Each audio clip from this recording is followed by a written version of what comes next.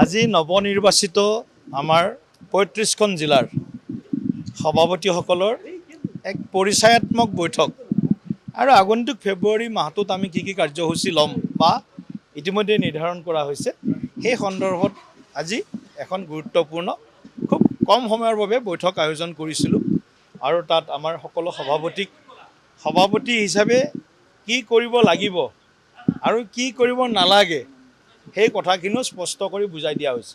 গতিকে মই ভাবোঁ যে ২৬ যি বিধানসভাৰ নিৰ্বাচন তাৰ পূৰ্বে ২৫ত আমাৰ যি যাত্ৰা ভাৰতীয় জনতা পাৰ্টীৰ আৰম্ভ হ'ল প্ৰচণ্ড জয়েৰে, সেই যাত্ৰাটো আমি অসমতো তাক আমি আগবঢ়াই লৈ যাব লাগিব।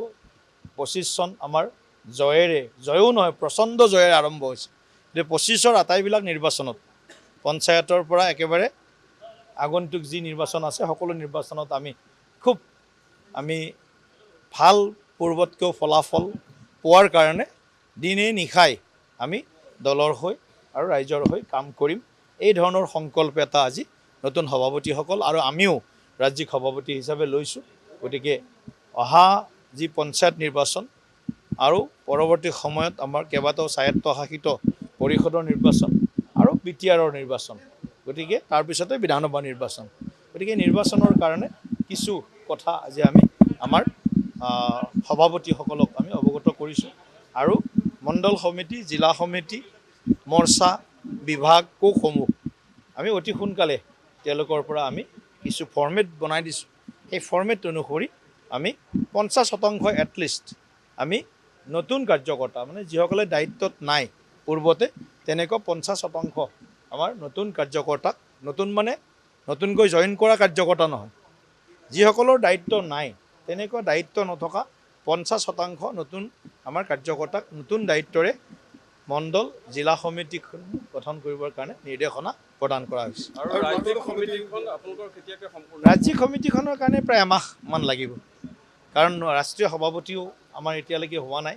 তেখেতো হয়তো অহা মাহত আমিতো ক'ব নোৱাৰোঁ আজিৰ দিনত, ফেব্ৰুৱাৰী মাহৰ ভিতৰত হয়তো ৰাষ্ট্ৰীয় সভাপতি ডাঙৰীয়াও হয়তো হৈ যাব পাৰে। আমি আশা কৰিছোঁ ফেব্ৰুৱাৰী শেষলৈকে বা মাৰ্চৰ প্ৰথম সপ্তাহত আমি ৰাজ্যিক সমিতিখন গঠন কৰিম, কাৰণ এইবাৰ সমিতিখন সেই যি আমাৰ সংগঠনে নিৰ্ধাৰণ কৰি দিছে, দলৰ সংবিধানে নিৰ্ধাৰণ কৰি দিছে, তাৰ আধাৰত বা তাৰ আলমতহে আমি বহুত কাৰ্যকৰ্তাই বিচাৰে, উপায় নাপালে কেতিয়াবা ২-৪জন কাৰ্যকৰ্তাক আমি এক্সট্ৰাকৈ লৈ লওঁ।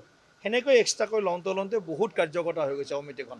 গতিকে এইবাৰ নিৰ্দিষ্ট সীমাৰ ভিতৰত, সংখ্যাৰ ভিতৰত আমি এইবাৰ সমিতিখন গঠন কৰিম। দিল্লী পৰাজয়ৰ পাছত দেখা গৈছে যে অসম বিৰোধীয়েও কৈছে যে দিল্লীত বিৰোধী একত্ৰিত নহ'ল কাৰণে আপ হাৰিল বা কংগ্ৰেছ হাৰিল। অসমতো তেনে পৰিৱেশ নহ'বৰ বাবে এইবাৰ আকৌ একেলগ হ'ব বুলি কৈছে যে ২৬ত একেলগ হ'ব, বিজেপিক পৰাভূত কৰিবই। কালিৰ দিনটোতো ভূপেন বৰাই সেই কথাখিনি কৈছে বা লুৰিণজ্যোতি গগৈ সকলো একেলগ হৈছে। অসমীয়াত ইয়াৰ কথা আছে যে বাঘে ছাগে একেলগে পানী খায়, বাঘে ছাগে বাঘ আৰু ছাগলী। সেই দৃশ্যটো আপুনি কেতিয়াবাই এবাৰ দেখে, 10 বছৰৰ মূৰত দেখিব পাৰে, 20 বছৰৰ মূৰত দেখিব পাৰে। এই বাঘে ছাগে পানী খোৱা কথাটো আৰু এই আমাৰ ইয়াত অসমত যি বিৰোধীৰ যি মিত্ৰ দলৰ যিবিলাক কথা, মই তাৰ লগতে এইটো তুলনা কৰিব বিচাৰোঁ। যিকোনো খবৰৰ বাবে যোগাযোগ কৰক 7099017330 লগতে 7099017110 নম্বৰত।